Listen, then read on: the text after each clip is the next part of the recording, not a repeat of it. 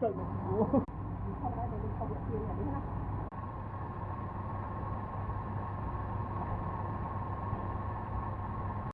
Nhà này ở đây có tắc nuôi, cái tắc lỗ.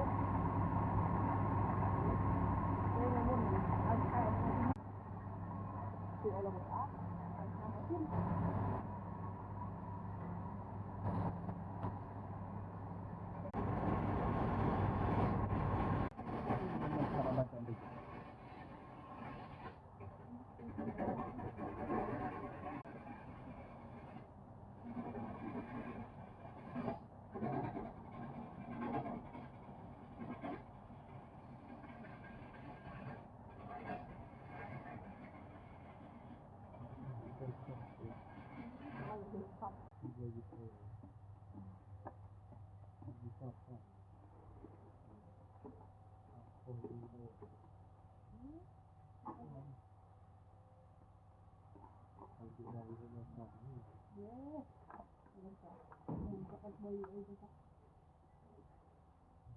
Việc đây đó.